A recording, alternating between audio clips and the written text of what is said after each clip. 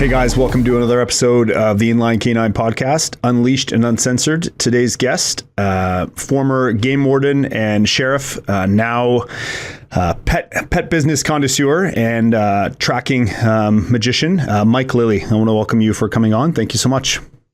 Oh, thanks for having me, man. Yeah. So Mike, why don't you introduce yourself and let everyone know kind of who you are and where you're at right now? Yeah. So my name is Mike Lilley. I think a lot of people in the dog industry, for the majority of them, my story's pretty similar. Dogs my whole life. I think the only spot where mine may vary is growing up. My dad had, mainly hog dogs, and I was around cow dogs a lot. So I say this on every podcast. I'm pretty sure my parents had me and my brother in order to take care of the herd of dogs that my dad had at any given time.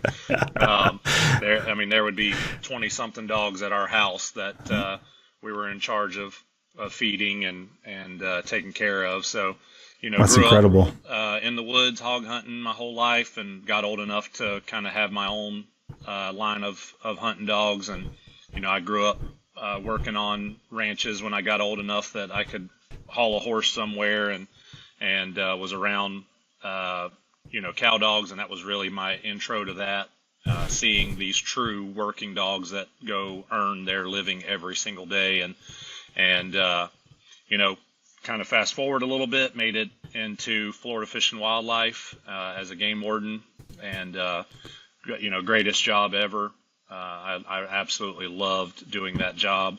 And I knew I wanted to be canine very early on, and was able to put in for it and was selected for a dog in my region. So I worked down near the Everglades, so what's called South Region Alpha. So I worked, section West Palm Beach, Okeechobee, that kind of South Florida area. And so my first dog was a yellow lab. At the time, Fish and Wildlife, they've modernized now, but at the time, Fish and Wildlife only got dogs from rescues. And so trainer would go there and throw a tennis ball, and if he chased it, working dog. You're in. Yeah, and I've been a big was actually able to help them now modernize. I've had all their Florida trainers go through my trainer school. They're buying dogs now. I'm working on their airport canine program now. And so really, the things that I left for now are, pretty much changed. Yeah. And you're involved in that full circle. Exactly. Yeah. That's amazing. Exactly. So it's really cool. And then, so I worked that dog. A lot of frustrations with the canine unit as far as training went. I would try to go find stuff that would help me and my dog, and I was getting in trouble for it. The trainer was, in my opinion, even saying he's a trainer is a slap in the face to actual dog trainers. Yeah. He was a position holder. It was just handed to him, and I always say, I don't blame trainers when they've just been handed down information from the last 30-year trainer to the next 30-year trainer. When I blame them is when they won't get out of the way, when they want to be a gatekeeper. They can't evolve. That's what this cat was. And and the guy who he took the position of, he was like super cool with me. Was even through the pet years, he's passed away now, but even through me starting my pet training business, he'd see it on social media and, hey man, I'm so proud of you. But the dude that, took that guy's spot, he just, arrogance and pride. And so they've removed him, and now we all know somebody like that, eh? Yeah. Exactly. And now the agency's program is just, I think, thriving. I talk to those handlers regularly. So I left the Fish and Wildlife to an offer with the sheriff's office at where I lived, Hendry County Sheriff's Office, and I was able to go right into a police dog. I was able to go select him and was sent to handler school, and then ultimately was invited back to go through a trainer school with a very large agency, and so got my trainer certificate from there, and took over my unit, was made sergeant of my unit, and and had to kind of build it from the ground up. Lots of internal issues, lots of bickering, and all those old cats, were either removed or left or whatever the case may be. So I was able to build a tryout and start over fresh and get some really good guys that I still talk to this day in the unit. And man, those were good times, bro. We caught a lot of bad guys. And, I do miss that side of it. So yeah, of course. Then started training pets and realized, holy crap. So I want to jump in there real quick, because I just want to touch on here in Canada, the game warden side. So can you explain what the primary position, your job was as game warden there? Yeah. So I had a handful of counties that I worked. Being a state and federal certified officer, I was able to work, offshore federal fisheries. I was able to work inland stuff. Whether it was on an airboat in a swamp or on a four-wheeler or a truck or a big offshore boat boarding container ships, I got to do all of that. Wow. And man, I absolutely loved working for that agency. And then once I got, and really, we're able to handle every facet of law enforcement, whether it comes to, narcotics enforcement or traffic enforcement or Florida game and fish laws and rules. Possessions, bag limits, size limits, things like that, seasons. A cat that grew up hunting, living in the woods, what better job to have? Man, that was really good times. Every day I'd come out and I'm like, I can't believe they pay me to do this job. How long did you do that for? I started in 2008. And went to the sheriff's office. Golly, my memory now, man, is I think I went to the sheriff's office in 14. Okay. 14 or 15 maybe. Once they gave me a dog, I was like, this just made it even better. You know what I mean? I get a police dog. And so we did a lot of bad guy tracking, a lot of article recovery. My dog got really good at that, and a handful of agencies around me would call me out for, recovery of a firearm or recovery from something from a case. We had a really big one, a kidnapping and home invasion that we recovered a lot of evidence from that put really bad guys in prison for the rest of their lives. And it was all because of a dog that came from the pound that was set to be euthanized because he wouldn't stop biting people. I mean, he bit the piss out of me too. I was going to say, how many times did he come up the leash? Yeah. Oh, we had arguments. For sure. We had come to Jesus meetings for sure. Yeah, that literally used that exact example, come to Jesus moment. Yeah. And we would have candlelit dinners for two in a field, just me and him. And you guys would work out your issues and go from there. Oh, yeah. Yeah, that's awesome, man. Well, so how long were you with the sheriffs? Not super long. I retired in 2019. Once I started training pets, it opened my eyes up to, number one, the biggest thing was that I wasn't bound to the sheriff's office. I had other options. And that's, I know we're going to talk about MLK9, but that's our goal with MLK9 is getting handlers to understand that, they do not control you.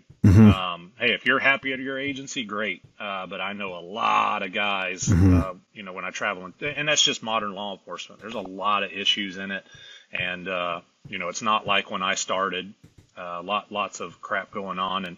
And if you're a guy that's only ever been a cop, and you start thinking, what am I going to do? That's when I started training pets and seeing I can make in just a couple months more than I make in a whole year. And I don't have to deal with this bull crap. And you can do it the way you want to do it. And I agree. It's just like leaving the military versus staying in the military, right? It was the same kind of concept. I was like, fuck, I feel like I'm busier now than I ever was, but I'm home. You know what I mean? That's the kind of the different concept. But so the difference, the big jump from, your working dogs, how many, during your time with the sheriffs and the game wardens, how many different dogs did you run, let's say, in that? Two. So So Okay. Roscoe with Fish and Wildlife, and Yep. then my dual purpose Malinois Nico, who I retired with. Yes. Yeah. He's still alive. He's not. He's pretty sick right now. I think he. Oh, we'll fuck, lose I'm him sorry, in man. The next few weeks, but I'm sorry. yeah, and like I tell everybody loves their working dog. I do love him, especially after he retired. But boy, when we were working, I hated his guts Yeah. every day. I've heard some of your stories here, anyways. Yeah, but he was good. He was good at what he man. did, though, right? That's right. When his feet were on the ground and we were hunting a bad guy, man, I didn't trust even as good as Roscoe was, man. Because I learned stuff. You know what I mean? I was able to advance, and man, did that dog teach me. I mean, a lot of the stuff I teach is because of Nico, is because of that just out of control kind of dog, and also the training that he went through originally in his school. That really played into making him worse of a dog. You know, once I learned how to kind of bring church music to his brain instead of, Friday night at the bar, fighting. I love that analogy. Is that when you say the training that he went through, just like heavy adversive, you mean, in that type of? No, biting a little bit. I mean, that modern e-collar stuff was definitely a part of it, but biting every day. I've learned through the years that with dogs like him, stowing the stuff that's in him that he wants to do to be able to build the difficult stuff, go hunt a bad guy, be functional, be calm, be neutral to a team. Indirect reward almost. Do this, get X, or Exactly. Potentially get X, Exactly. And really the mindset that I preach, guys, is they are hostages. A lot of handlers are hostages of their dogs, and their dogs get to make the decisions daily of what they get to do and what they don't get to do. And when we can empower a handler to realize, like, hey, you can control this, actually. You can decide to be able to tell the dog, yeah, that's not the task. Because like I tell everybody, if given a dual purpose dog, if you say, hey, you get to pick the task today, every day of their life, they're going to pick fighting. Of course. They're going to pick biting. Yep. And, while biting is great, that doesn't pay the bills in most modern law enforcement settings. You can have the best biting dog, but if you can't track him, you can't bite him. So, you got to locate him. And detection. Exactly. And detection. Narcotics dogs I know are kind of slowly dwindling away, but man, that's what pays the bills for where I worked and a lot of agencies I work with. And that's something that I find depending on your agency and your kind of your lines of operation, at the end of the day, your dog is a location tool, right? That's right. That's the whole point of these dogs. The biting's a fucking amazing aspect, but you have to find the guy to arrest the guy to whatever the guy at that point, right? So it's at the end of the day, that's why we have dogs putting their nose to ground to help us. Otherwise, we would just carry around fucking ISR drones all the time. So exactly, it's coming. That's coming one day, but right, for sure. So what would you say the biggest transition for you was going from the working dog side to the pet dog side in terms of your fundamental training philosophies?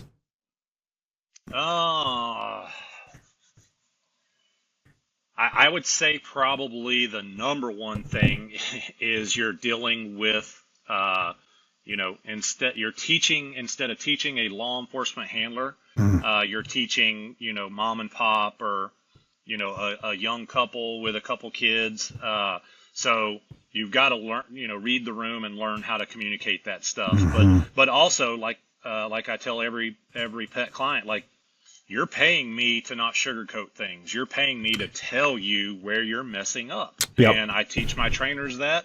That's such a great philosophy, man. Yeah. Politely tell somebody you're the problem. And we try to vet the clients at the sales step that are not wanting to hear that. And we move those to somebody else. We just tell them, hey, we're not the training company for you. We use e-collars. We use prong collars. We're going to be using, every quadrant in operant conditioning to get your dog to where it needs to be and where it's solid. And if we, if they scoff at it, that's no problem. We, as trainers, we've got to be able to explain, why e-collars are looked upon on Google by this way, why prong collars are looked upon on these, little pet dashboards on social media Let's actually give them facts and show them that I can make your dog hate your gentle lead or your harness by using it properly. Man. The e-collar, when used improperly, it's going to shut the dog down. But I can hook a flat collar and a leash to it and do the same thing. Yeah. I can helicopter your fucking dog on a 2-inch flat collar. It does nobody any good. And it's so funny, the people who who say use a flat collar, the amount of pressure and or force that I would need to use on a flat collar to get the same level from a low level correction on an e-collar would be astronomical, and it would feel wrong from a training standpoint, and it wouldn't pass the fucking news test. Let me tell you, like that's the part I don't think people understand is, and you some of the things you talked about in terms of, convincing teaching your staff, because, that's your policy and the way you want to do things. Number one. Oh man. Cause if they can't get across your policy, your character, your values, at the end of the day, it doesn't matter. Then that kind of washes your whole program. Right. Then I might as well be holding the leash and doing everything. Exactly. Yeah. And that's hard. That's hard to, It's hard to find those people. It's hard to find those people reliable and that have the buy-in to do that and still care and treat it like it's their own, even though it's not. You know what I mean? And that's tough. So I imagine that's been difficult. Right. That's other lessons learned is that side of it. Learning how to talk to a civilian trainer about how to handle these dogs. And we train a ton of dogs that will eat you alive. I mean, we're one of the few around here that will take a dog that truly wants to come up the leash and do harm. Yep. And we'll make recommendations for behavioral euthanasia all day long. But there's a lot of trainers. We get a dog come in that's not human aggressive. It's very, very fearful. It's learned a couple things in its life because of trainers that are making these recommendations, and they deem it human aggressive and say, you need to put it to sleep. I mean, we train hundreds of dogs a year that are that exact way. Pounds. We train dogs for free for rescues that have been deemed human aggressive, or they've been there way too long. So when I evaluate these human aggression cases, I very rarely, I mean, maybe 2 out of hundreds that are truthfully that way. So, and it's, sorry, no, finish up. Yep. Yeah. Getting a civilian trainer and civilian staff, communicating to them is one of the things that I definitely had to learn how to mind my P's and Q's. You can almost physically abuse a police dog handler, put your hands on them. And you can't do that in the civilian world. I can't just go grabbing 25-year-old women, moving them around their shoulders and stuff. Whereas guys, I would. Absolutely. And it's, the two things you just said there. So the teaching piece to people. And I think, based on your background of being in the police, obviously, your communication skills, never mind you as a person, but your communication skills obviously, greatly improved during that time, because you're talking to people at all levels, whether they're high on meth or just doing something wrong, right? So, that's right. That verbal judo, bro. Exactly. So being able to help people see what you're trying to get, and that's one thing that I say, the big. I'll use the analogy. Everyone's a fucking dog trainer. Everyone. Everyone's a real estate agent. There's real estate agents everywhere. Everyone's a dog trainer. You could go find dog trainer. I could throw a stone and hit 20 of them. Right. That's right. The difference is, do they get referrals? Does that trainer get referrals? Right. And then B, is it reliable? Is it repeatable? Right. And then can you help people? Because at the end of the day, it doesn't matter if that dog listens to you or I. It means nothing, right? So can I send him home and help that lady walk that fearful dog down the street? That's the big one. And I don't know about you, but for me, that energy, and I talk about this a lot, but people always ask me, well, why does my dog not react when you're holding the leash versus when they are? And I want to tell them, your dog has thousands of ways, thousands of reps doing something with you. It's done something, it's rehearsed it. It's like a play, right? So it's reenacting Shakespeare here, where with me, he's done it 10 times or 100 times, and it's only been one way. Every time it's always the same.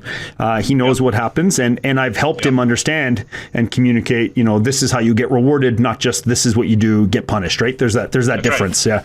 Yeah. And people don't understand that.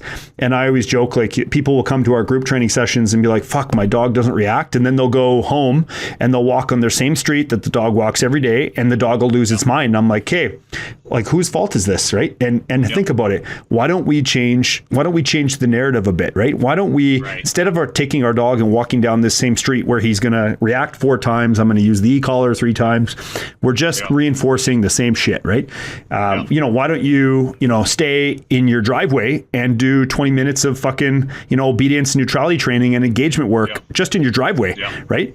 I want your dog to pay attention to you instead of every other fucking thing around there, right? And explaining that to people, and because it's easy just to turn your mind off and go for a walk, you know what I mean? And I always tell people, dog training shouldn't become your life. Like if you just need to shut down and turn off, okay, do that, manage the best you can. However, this would be my recommendation for moving forward, right? And that's a big one. So that's what my trainers, if I'm here when they're doing a lesson, then I'll pop in and have a little face-to-face with the client. But my trainers know, you start a lesson out with, when your dog gets home, expect heartache. Yep. When you leave this facility and you get home, expect it to do exactly what it was doing when it left.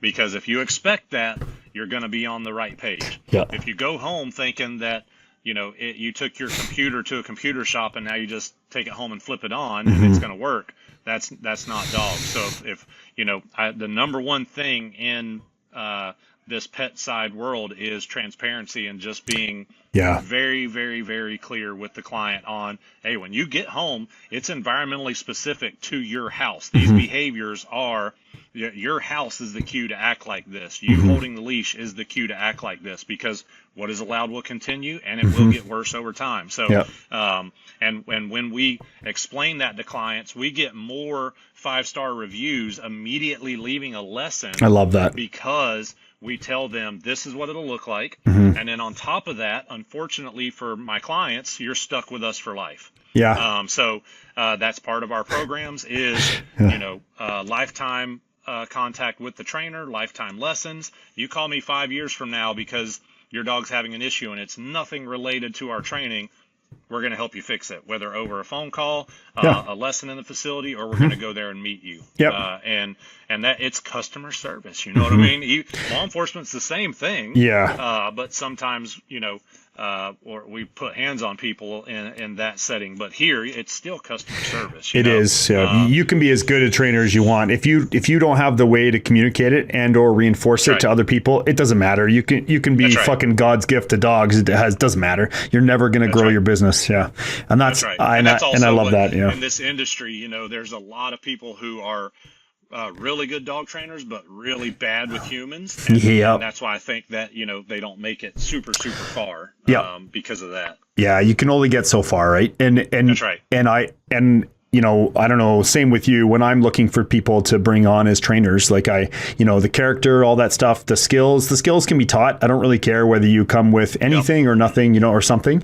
The big one for me is, how can you communicate? If you learn the subject, are you able to communicate it? And are you a good person in the way you do it too, right? That's so important. So, no, I love that. So, tell me about what kind of services you guys offer right now, like in your facility. Yeah, so, me and my wife own Ridgeside Canine Knoxville. So we do everything but veterinary services, essentially. We've got full staff groomer, grooming. We're actually trying to add 2 more to that. So right now we've got 3, bather and 2 groomers. And, this time of year, they're working till 10 o'clock at night, trying to get everybody's holiday grooms done. We do daycare, we do, long-term boarding, and then we offer multiple training programs. So I've got 3 trainers. I've got a lead trainer who was a canine handler, was a supervisor at a super large agency in Florida. That's right, yeah. I like having the right cops, the right canine handler, because they're able to utilize that those words to put fires out, you know, to bring hostile situations down. And Julio, I've got him. He is fantastic. He's able to take a fire that is just out of control with a client and bring it down, and we get a 5-star review after, you know. So having good leaders in the building. We've got also our lead groomer. He is our whole building manager, so he oversees everything from front to back of the building. Oh, really? So that's he's also a super level-headed guy that can handle clients and put fires out.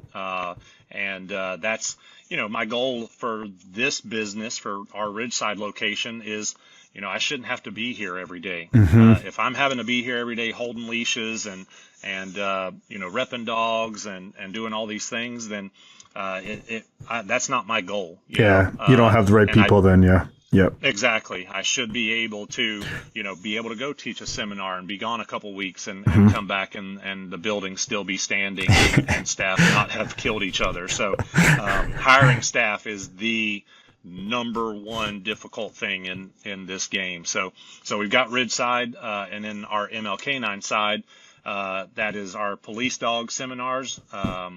And then it is also our franchise locations. So we have a few franchise locations that are canine handlers either still active or they've learned, screw this police dog game. I'm getting out and I'm going to full-time train pets. So, I mean, we've got some that do, you know, 15 grand a month still being a handler and you know, making good money. And then we've got some that are not in law enforcement anymore, and they're doing 50 grand a month. Just training from their house. So just board and trains, Exactly. Yeah. And that's our goal, is to build that franchise side with the right people. You know, it's a slow growth because we want to make sure we're picking the right people. And you know, luckily for me, we're able to, you know, we teach a lot of police dog seminars, so those are kind of what I use to see handlers that are squared away and grow that side. So that's awesome, man. No, I'm really happy to hear that. I'm happy to hear you know, Ridgeside is doing really well in Knoxville. I'm looking forward to coming down and taking a tour of it and walking it through with you and see all the stuff that you've done since, you know, day one to where it is now, and how you've improved it and how you would change it. And no doubt. And that's normal though, right? Because I feel like if that didn't happen, then there would be questions, right? So, and I know you're one of those guys who, you know, you constantly evolve, right? And I think that, like you talked about it earlier with that trainer who, you know, I did things because this is the way I was taught, And that's why that analogy of, you know, I've been doing something for a long time, it doesn't necessarily buy you credit. What it might do, if someone tells me, say, hey, I've been, you know, training dogs for 20 years, right? I might be like, okay, like I'm more keen to hear what you have to say, you know, but at the end of the day, if it's bullshit, it's bullshit, right? Like it doesn't matter. So someone with 5 years could be, you know, as credible or more credible regardless, right? And this is just everything. You just treat the person as the person, train the dog in front of you, work with the people in front of you, right? So exactly. Any of those guys that give me that, you know, I've been doing this for 30 years.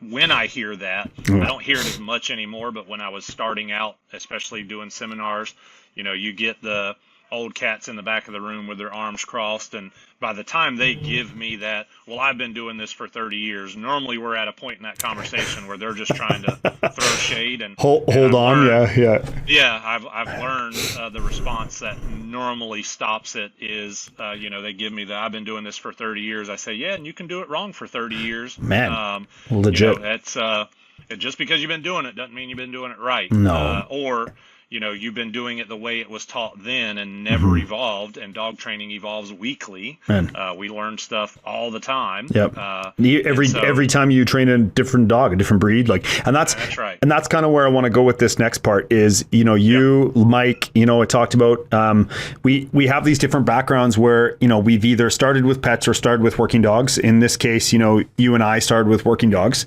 So, and then we transition into pet. Now, the thing that a lot of people, I find specifically police, right? So I'm not a police officer. I never was. My background was always military. So that military will, you know, get my foot in the door. But at the end of the day, I still get the side eye because I'm not a police officer sometimes, right? It's and And at the end of the day, I let the training do the talking, and it doesn't either you believe me or you don't. It doesn't really matter to me. And the thing that I found is when you tell someone you train pets, you kind of get the, that whole little, well, yeah, what do you know about working dogs? Or man, dogs are dogs, guys. Like I hate to break it to you. Behavior is all the same. It's how you manage it and what's important to you and your operations, right?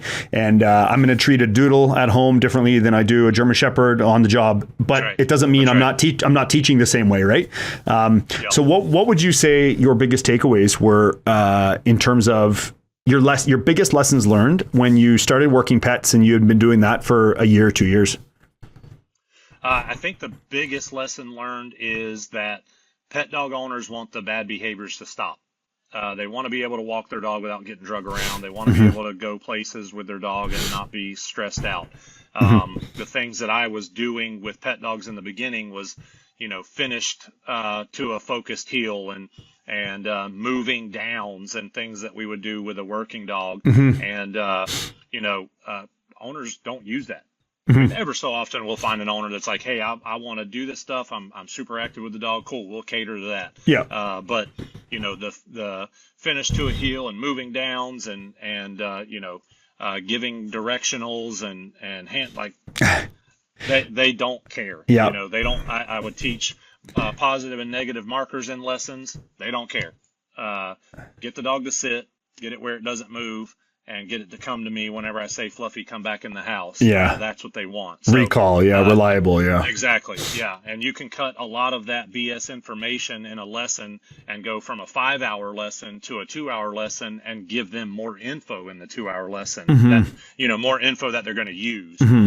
So that was a really big one is, listen, they don't care about this stuff. It's not a police dog. Yes, training is training. Communication's communication, but these fancy things, especially in a board and train, we're on a time clock. So adding all this extra stuff to it and having to extend the dog when the dog's never going to use it whenever the leash is in the hand of the owner. And when I get police dog handlers that start training pets for us, I'm like, hey, leave the fancy prancy stuff out. They're not going to use it.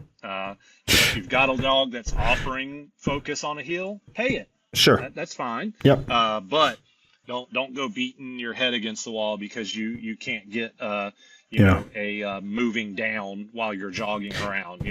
Don't in a week or two board and train. You know what I mean? It's not. Yeah. Exactly. It's not worth it. You have priority 27. You have 20 others. You know what I mean?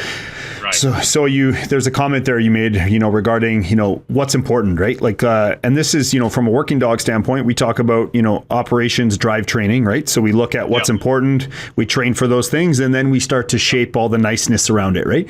And when I look at pet dogs, this is where we talked about evolving. I mean, like you, I've changed a fuck ton in the way I train dogs. I handle a leash from the moment I touch the leash to, near the end. My focus and commitment to engagement is so much more than it used to be. It just efficiency. We try to look for efficiencies everywhere we go. That's the type of careers we lived, everything, right? Oh man, absolutely. And if I, the joke, some people will be like, well, yeah, but now you're losing 1 or 2 sessions of that client. Well, guess what? Because I'm finishing with that client that much faster, that client is going to recommend me to 6 other instead of dragging it out for 10 sessions, right? And that's why on our end, when we first started, like a big one for me is we didn't offer packages. Basically, it was all pay as you go, and we were kind of the only people doing that in the area because everyone would get locked into like 10 packages, right? And people would be indebted to them 2 or 3K or whatever it was. And we would do, basically I would just say, hey, like, I'm going to let the training speak for itself. If you want to leave at any time, you can. If you don't, you don't, right? And we've had phenomenal success with that. And that's why I think you're right. You talk about, getting the right people. I've been very fortunate to have some fantastic trainers work with me. And I just hired another group of people. I'm very excited about them too. And hopefully, all 5 of them, like, push out and go through as well. And that mindset of what's important, right? The priority, right? That's so important. You're right. The downs, the focus heel. And a lot of people I find up here, like, cause we do sessions in person, like it's a lot of teaching at the time, and everyone loves the focus heel, but it's like, they haven't even they haven't even nailed the communication system yet. You know what I mean? It's like, okay, like we don't need our sport dog heel because realistically, look me in the eye and tell me that you're going to maintain that. You're not. You know what I mean? So, can my dog understand I have to get into that position and hold it while moving? Okay, one thing versus prancing down a street for 2 hours, right? Yeah, and that's what I tell owners. Like, you're so hung up on this focused heel, but your dog's still stealing Cheerios from your 3-year-old. You know, like, that's what we need to be working on, teaching the dog that the kids aren't bowling pins. You know. And or stealing stuff off the counter, like that's their issues. So so that's definitely one to and we also, you know, managing owners' expectations from the first phone call till the end of time with the dog. No fluff. That's what it has to be. It has to be managing expectations. You're paying me to be direct with you. You're paying me to not waste your time. And I tell people that, and they appreciate it, man. Like they do. Oh, yeah. Like I'll never come to you and say, hey, good job, blah, blah, blah. No. If you're fucking up, I'll let you know. I call everyone on their bullshit. Every mistake, every communication. And I try telling my clients that, or my trainers that, and I want them to be picky, right?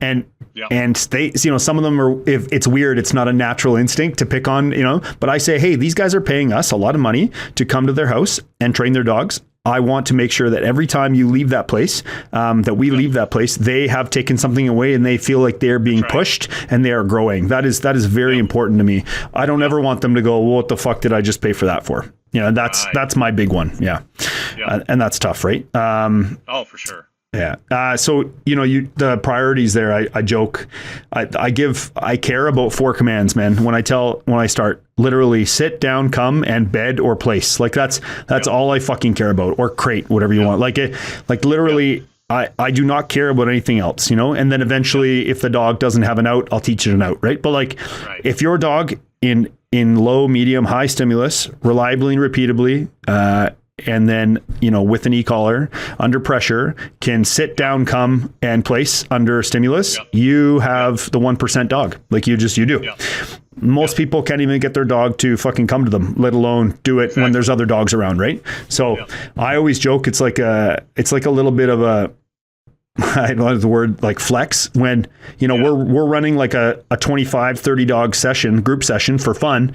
And I'm like, I yell out, all right, everyone recall their dogs, and everyone gets their dogs back. It's holy fuck. And I'm proud of those owners that put in that work to do that. Right. Like that's, for sure. 'Cause that's not easy, man. And that's, you know, so no, it's great. So so MLK9 doing great. Ridgeside's doing great. You're quite busy on the police side as well. Your main focus, you know, we could say was tracking. Would be your fair assessment? And handler training, I guess. Yeah. Oh, detection. Yes. Okay. So I just recently cut out our sales and schools of police dogs completely. Okay. I'm just fed up. I'm fed up with it. Fed up with agencies. I'm fed up with handlers. I did this when we opened Ridgeside. I had cut out police dogs. Had a couple agencies reach out wanting to make change.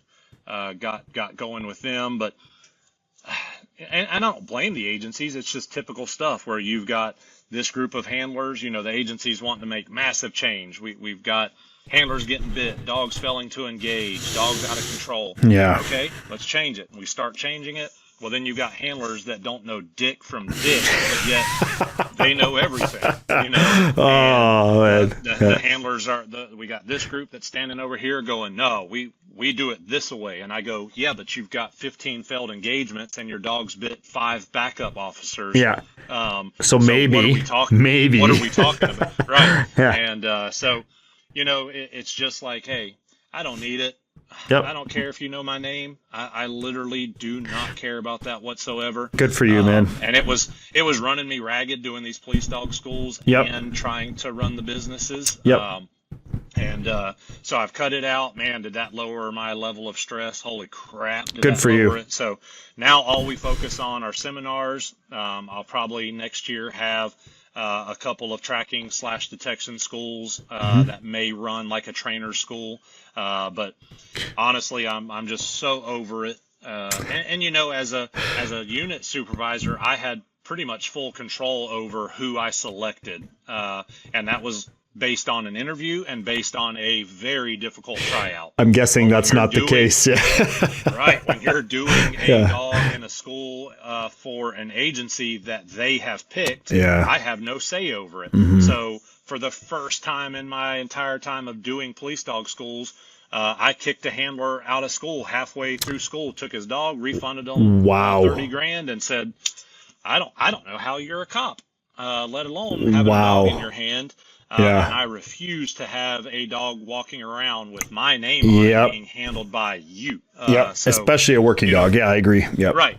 No harm, no foul. I don't dislike the guy at all, but Yep. I'm not going to be attached to that. Mhm. And a couple other things happen with agencies, and I'm just like, I'm done with it. Yep. Why do I beat my head against the wall for something that doesn't really make me any money? Yep. When I have something that You can focus. makes a pretty dang good living, and I don't have to really do a whole lot with it to have it work. Yeah. So, Well, because you've built it that way, right? That's the the important part. Yeah. No, I agree. Yep. And when you first started getting that up and going, I remember I came down and we met you and Susie, and we met up in Nashville there, and so I joked because it was like looking in the mirror, watching you pull away every couple minutes for the phone, and Susie's like, literally, it's all he lives. And she said that to Lauren, and Lauren laughed, and I looked at Lauren and I said, hey, do you want the nice cars? Do you want the travel? Do you want this? Then you need to live with us being this way. Like, you know what I mean? And it's not forever. No. That's what I always told Susie. Like, there was lights at the end of the tunnel, and it took years for her to see the light, right? And actually enjoy it. And now I've got a sales team that handles all that. I'm not answering the phone anymore, and it's got to be a pretty big issue. To make it past the sales team, to make it past the lead manager of the building, to make it past the training manager, and then to me. And that's how we want, if I imprint on my people that I've got to be here and that I've got to be the fixer for everything, I'll be here forever. I'll retire, having this, and that's not what I want. That is not what we want. No, good for you, man. No, I'm happy. And that's why that personnel selection, I guess, becomes so important, right? At the end of the day. I want to talk tracking for a minute. So what got you kind of into that? Like, in terms of, I understand, like, you were trained and learned from the warden side, the sheriff side, but what led you to take that next step and really, like, evolve your own practices and push out to teaching it? Yeah. So, starting with my growing up with the hog dogs I had, that when I put their feet on the ground, got them out of the truck and sent them on their way, or if, I hunted a lot of sugarcane, I hunted a lot of orange groves, it's much like an area search, where you utilize the wind, because the environment dictates that it's pretty hard to move through a lot of that stuff. So dogs just getting sent out and going for miles to find a hog, just takes a lot of time. Where if I just ride the downwind side of an orange grove block, if there's a hog in there and my dog is standing on the front hood of the buggy or truck or on the dog box, these dogs learn how to, I don't care if you're doing 30 miles an hour. When you see that head go up and those ears start flapping in the wind, a lot of my dogs, I had to keep them chained to the top of the box so that, they could move. But if you didn't want to hunt a certain area, they better not be chained, because if they wind a hog, they're gone. Yeah. And so, but looking at when their feet hit the ground, I had a hog at the end of that track, right? There was no guessing. There was no leashes. I wasn't attached to them. Yeah. Genetics took over, and they went and did what the task was. Well, when I got my game warden dog, and we were doing, what a lot of people call fire tracks or runaways, for hundreds of tracks, the dog is being taught that it can be successful with its eyes, and these are all single-purpose, floppy-eared, labs, pointers, things like that. Well, then one day halfway through this 7-month school, the trainer goes, okay, now the track layer goes out of sight. Well, the dog had learned this way. Yeah. Well, when I get to the road and I'm tracking bad guys, man, I was getting my butt smoked, handed to me. And I'm like, okay, I know my past experiences with dogs, and I know I've got a good dog, but why is this not working? So started looking at a few things, fast forward into my next dog. I had kind of been messing around with markers, kind of been messing around with food, but my original trainers said, markers are for weak people. They're for puppies. Food is for soft trainers. We don't use that.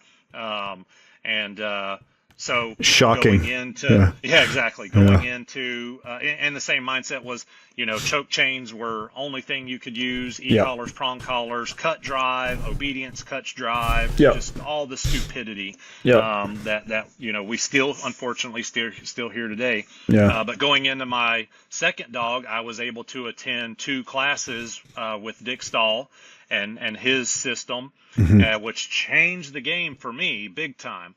But then after putting more and more and more dogs through that system, I started looking at, looking at the videos and knowing Dick and how he does things.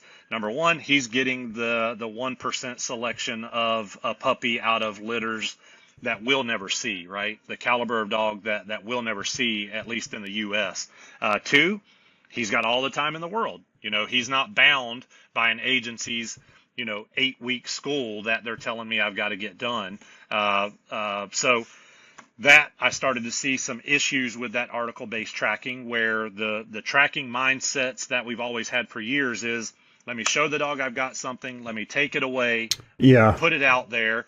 Well, when dogs realize something's downrange for them to find and they get better every track, the speed increases because they know it's downrange. I want to get there really fast. And then a lot of times people are using humans or tugs or kongs, things that dogs can cheat with wind to get there, and they find their advantage that way. Well, fast way forward to me attending Nipopo Silver School.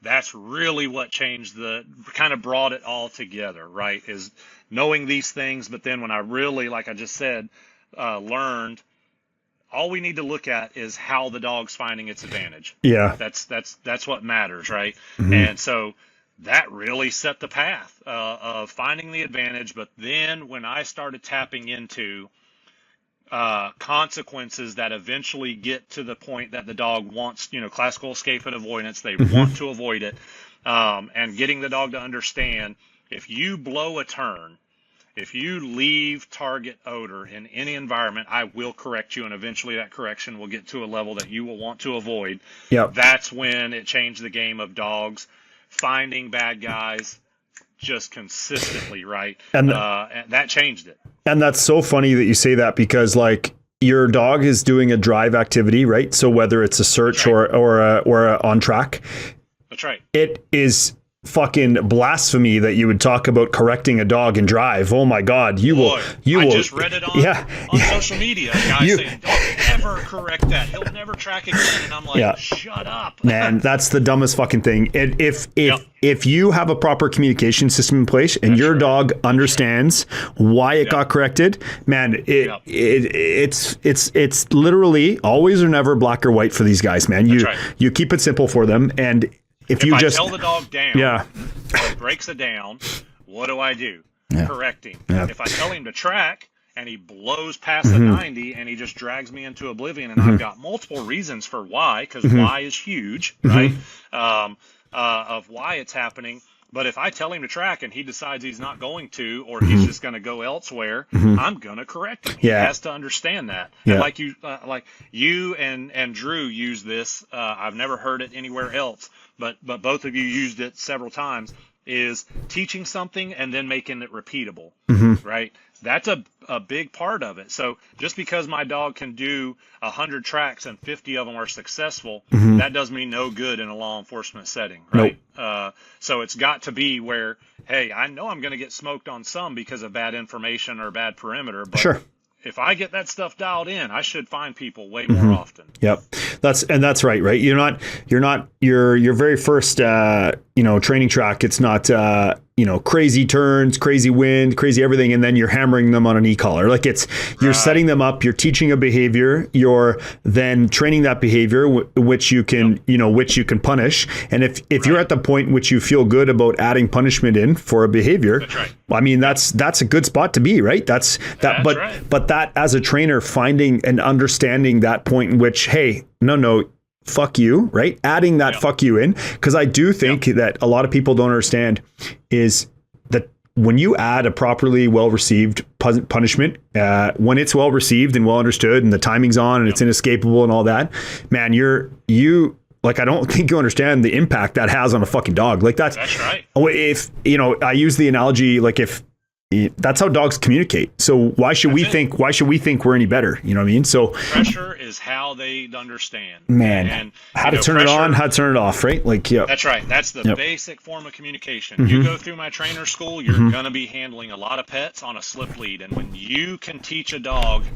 things through that slip line without having to look at them, when you can feel them through that leash, that's when you're communicating on a high level. Yep. And that's how dogs function. Pressure is everything. People don't blink an eye when they go to these equestrian shows and see bits and reins and spurs and whips. Yeah. That's pressure. But then you start applying pressure on a dog leash and everybody has a meltdown. Yeah. Everybody's, like you said, everybody's a dog trainer, but that's how they learn. Yeah. That's how we coach our pet owners as well. We make it very, very clear that that's how they're going to function. So, and when you're tracking in environments that are extremely difficult to function in, lots of distractors, everything is thrown at you, the dogs must be prepared. And these old ways of, starting the dogs out in these nice, quiet, very clean environments, that's not doing you any good. Whenever I take guys that are starting a brand new green dog and I take them to a downtown setting in front of businesses during open business hours, they're like, what are we doing here? And I'm like, we're going to teach tracking.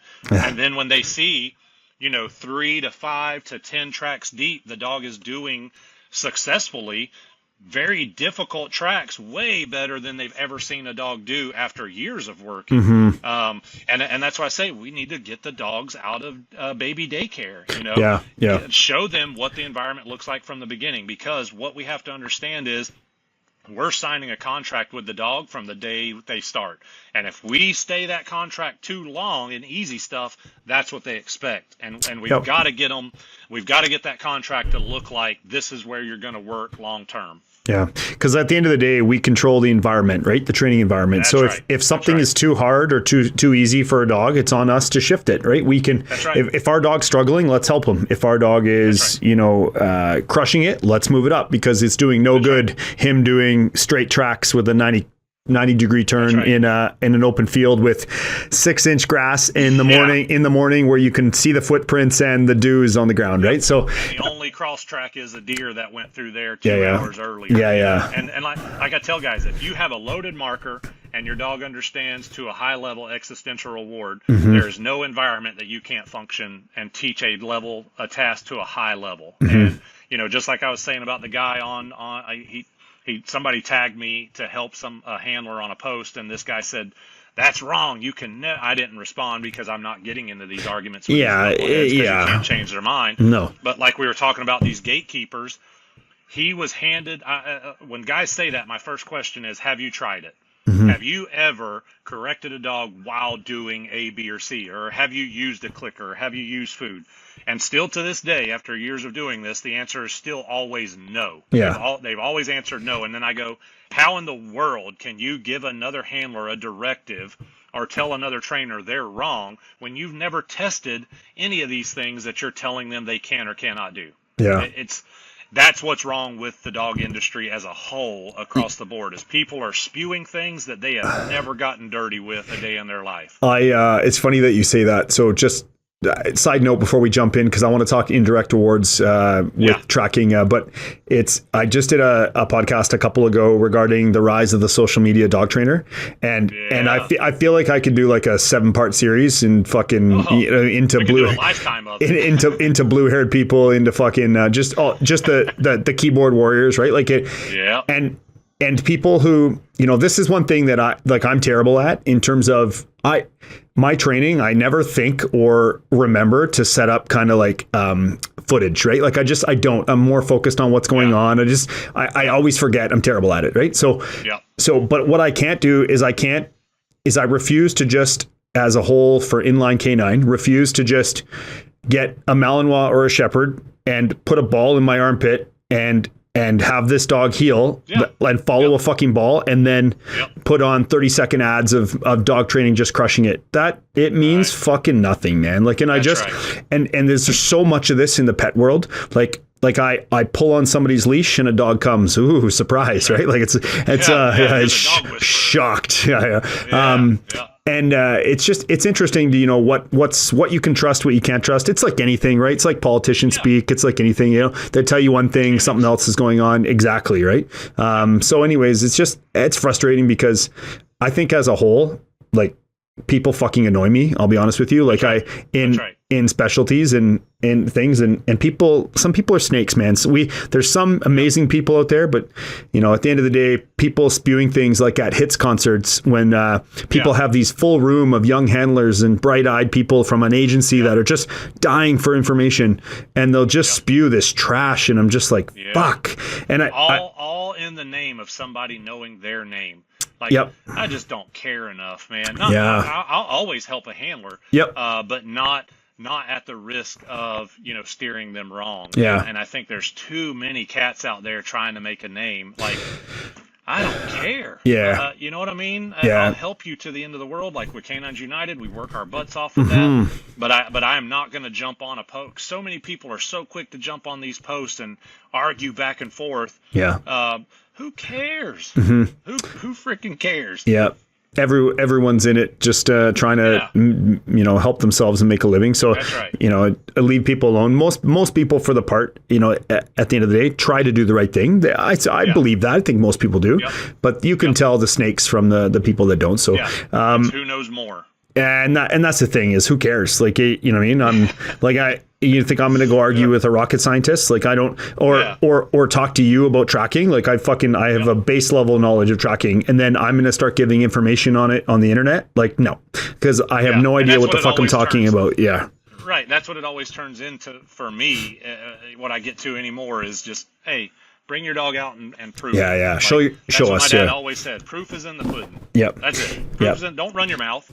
Bring the dog out and let's see what it'll do. Because I'll bring dogs out. I'll bring my dog out. I'll run a track. I'll do protection. I'll do whatever you want. Don't talk about it. Be about it. That analogy, the whole the dog will show us if what we're doing is right. Like I love that because it doesn't matter what I think. Doesn't matter what Mike Lilley thinks. It's about does the dog understand? And it's shown that it does. Right. So. Exactly. Okay. So jump away from stupid people.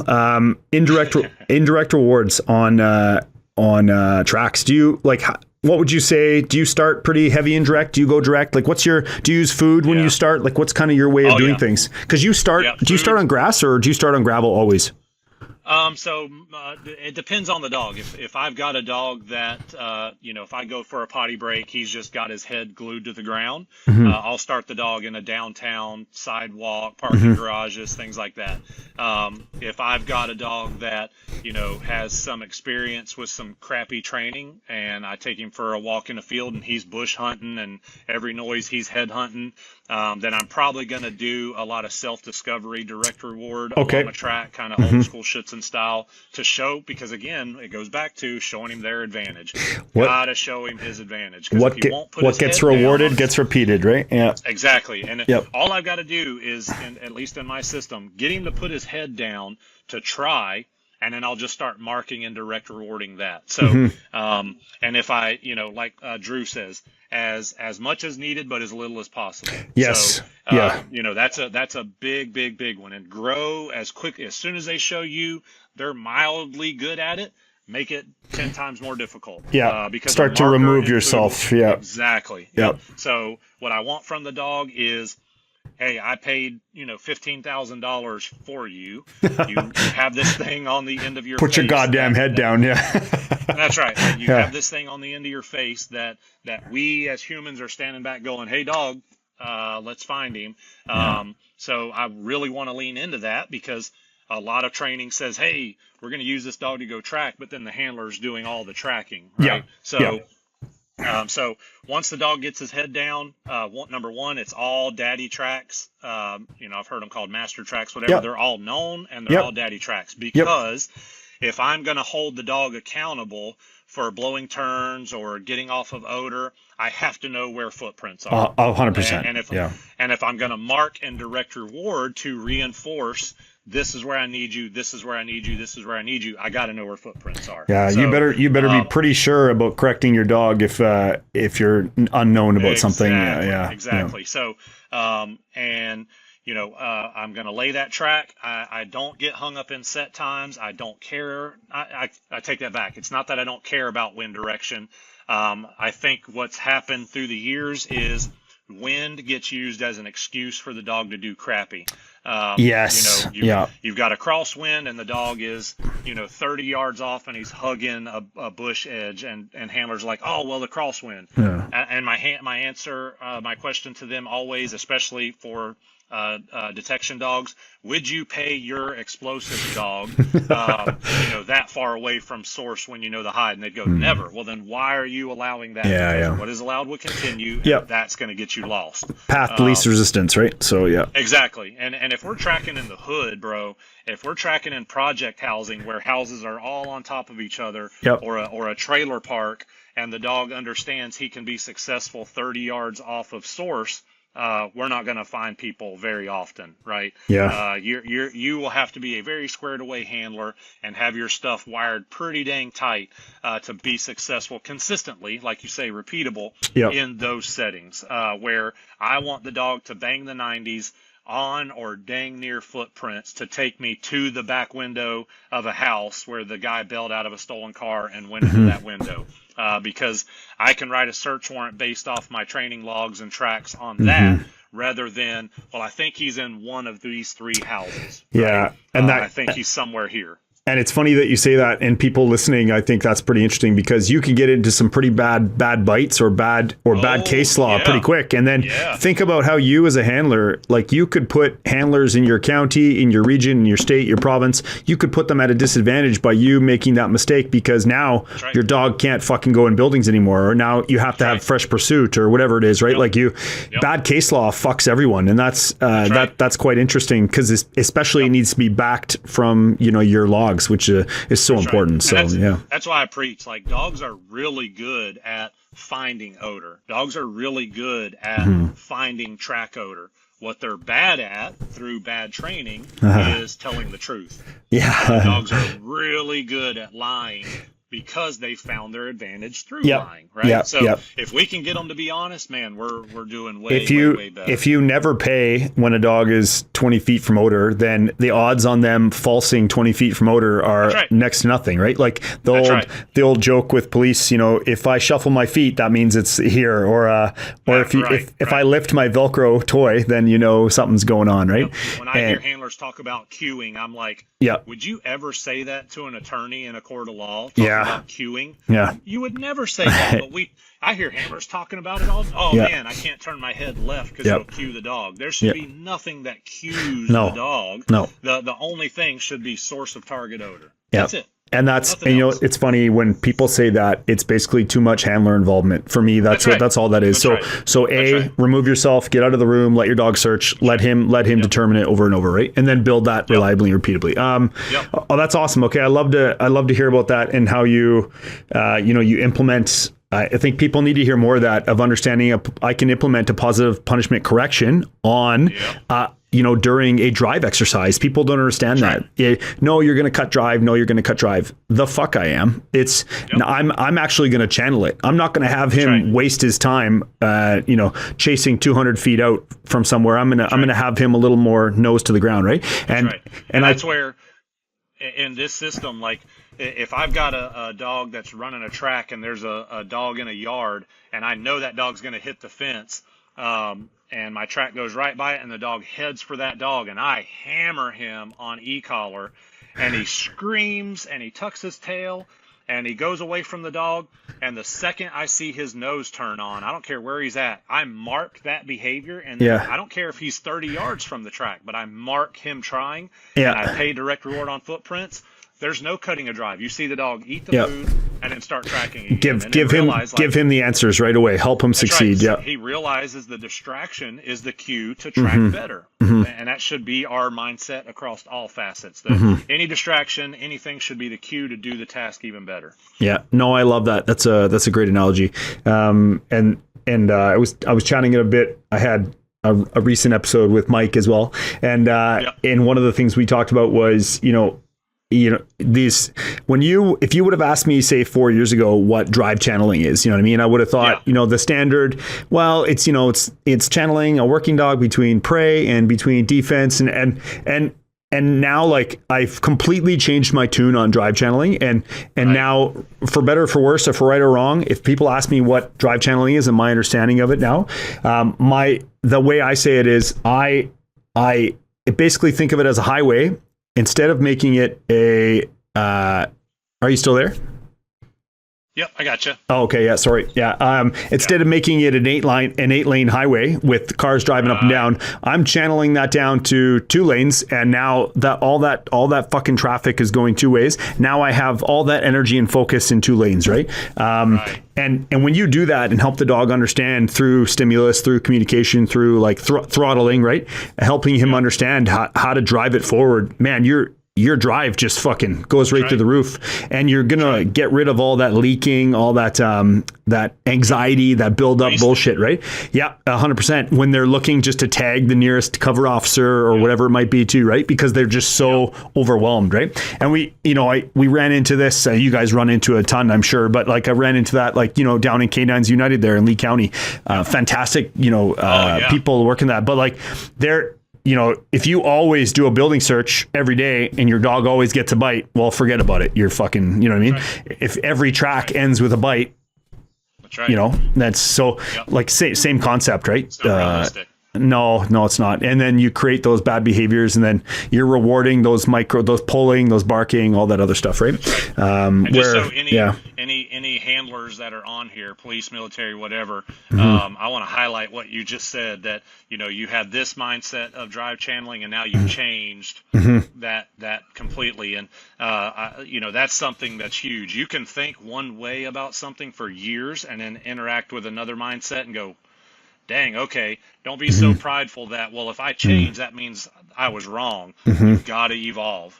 That's so big that you said that. Yeah, and I think that for me, that was just working with enough dogs, you know what I mean? Like it just, and being able to confidently say, no, this is the way ahead. Not because Josh says so, but because the dogs have shown me. That's the big difference. So yeah, exactly. Yeah, it doesn't matter, right? So yeah, awesome. No, that's great. So what's next for Mike Lilley? What do you got on the go right now? What seminar wise? What do you got coming up? Oh man, I don't have anything the rest of the year. We made sure that we were not gone for Christmas and holidays. So because so many years now we haven't even put up a tree. It's just been busy. So we're actually going to be able to do the family thing this year for Christmas. We're actually leaving to go to my family tomorrow, which we just haven't been able to do in a long time, because holidays are peak time for everything. We're slammed with boarding. There will be. I was going to ask how many dogs. Probably 150, 130 dogs or so total in the building. Holy fuck.